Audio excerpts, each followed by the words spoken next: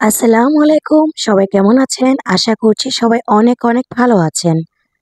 আজকের পর্বে আপনাদের সাথে শেয়ার করব স্কুলের গেটে যে চালতার আচারগুলো আমরা অ্যাভেলেবেল কিনতে পাই, সে ছোটবেলার স্মৃতি মনে করার মতো একটা আচার। চলুন তাহলে কথা না বাড়িয়ে মূল রেসিপিতে ফিরে যাই। আজকে আচারটা তৈরি করার জন্য এখানে আমি নিয়ে নিয়েছি ৪ থেকে ৫ টা চালতা। চালতাগুলোকে এভাবে করে কেটে নিয়েছি। এতে করে কিন্তু অতি তাড়াতাড়ি কাটা হয়ে যায়। তো এখন আমরা চালতাগুলোকে উপরে খোসাটা ছাড়িয়ে নিব। তাই তো খোসাগুলো কিন্তু আমার ছাড়ানো হয়ে গিয়েছে। আর এগুলো কিন্তু পানির মধ্যে রাখতে হবে, তা না হলে কিন্তু কালো হয়ে যাবে। আর চালতাগুলোকে আমি এখন ধুয়ে নিয়েছি।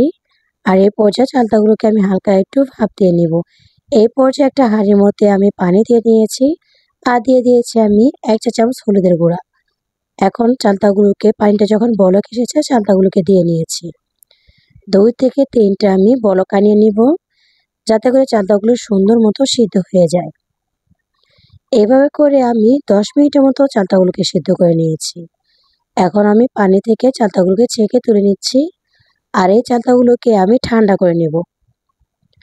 আর চালতাগুলোকে শিলপাটায় আমি থেতো করে নিব। কারো কাছে যদি শিলপাটা না থাকে সেক্ষেত্রে রুটি বেলুন, রুটি বানানোর যে বেলুনটা থাকে সেটা দিয়ে কিন্তু এই কাজটা চালিয়ে নিতে পারেন। এভাবে করে আমি সম্পূর্ণ চালতাগুলোকে থেতো করে নিয়েছি। এই আচারটা খেতে যে কী যে ভালো লাগে। আর এই আচারটা কিন্তু আমরা সবসময় যে আচার বিক্রি করে ওনাদের কাছে কিন্তু পাই। ওনারা কিন্তু সবসময় এই থেতো করা আচারটা বিক্রি করে, আর খেতে কিন্তু অসম্ভব মজা হয়। কেউ চাইলে কিন্তু এই চালতাটা হাতের সাহায্যে কিন্তু খুলে নিতে পারেন, কারণ এই চালতাটা সিদ্ধ করার পর অনেকটাই নরম হয়ে যায়। এভাবে ছিঁড়ে নিলেও পারেন, কোনো সমস্যা নেই। আপনি যেভাবে ইচ্ছা ওইভাবে করে নিতে পারেন। তো চলুন পরবর্তী প্রসেসে।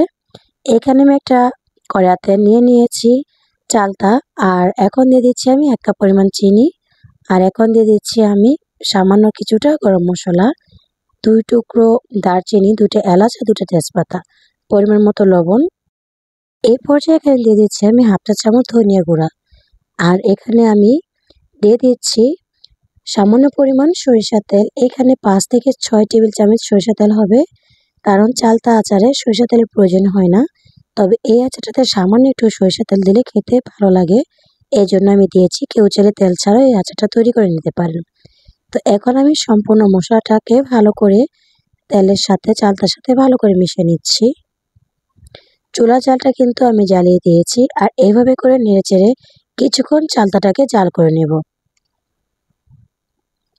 মশলাটাকে আমি মিশিয়ে নিয়ে এখন আমি ঢাকা দিয়ে দিলাম। আর এই দেখেন অনেকটাই কিন্তু পানি উঠে এসেছে চিনিটা গলে। আর এই পানির মধ্যে কিন্তু চালতাটাকে আমাদের সিদ্ধ করে নিতে হবে ভালো করে। এরকম করে আমি ১০ মিনিটের মতো চালতাটাকে বসিয়ে রেখেছিলাম। আর একটু পরপর কিন্তু নাড়া দিয়েছিলাম। আর একটু পরপর এসে দেখেছিলাম যে চালতাটা নিচে থেকে যাতে ধরে না যায়। আস্তে আস্তে কিন্তু আচারের রংটা পরিবর্তন হয়ে গিয়েছে। এইভাবে করে আমি প্রায় ৩০ মিনিটের মতো এই আচারটাকে জাল করে একদম লাল রং ধারণ করা না পর্যন্ত আমি ঝাল করে নিয়েছি। এই দেখেন মাশাআল্লাহ অনেক সুন্দর একটা কালার চলে এসেছে। আর এখানে টেস্টটা বাড়ানোর জন্য দিয়ে দেব ৫ ফোড়ন ১/২ চা চামচের মতো, আর দিয়ে দিচ্ছি চিলি ফ্লেক্স। আর এখানে দিয়ে দিচ্ছি আমি ১/২ চা চামচ চিলি ফ্লেক্স। ঝালটা যার যার পরিমাণ মতো দিতে পারেন, কোনো সমস্যা নেই।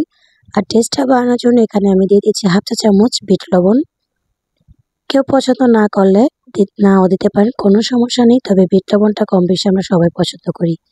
এইভাবে করে আমি সম্পূর্ণ আচারটা তৈরি করে নিয়েছি। আজকের রেসিপি আপনাদের কাছে কেমন লেগেছে ছেড়ে ছোট্ট একটি কমেন্ট করে জানাতে ভুলবেন না। আজকের মতো এখানে বিদায় নিয়ে নিলাম। ভালো থাকবেন সবাই, সুস্থ থাকবেন। আল্লাহ হাফেজ। আসসালামু আলাইকুম।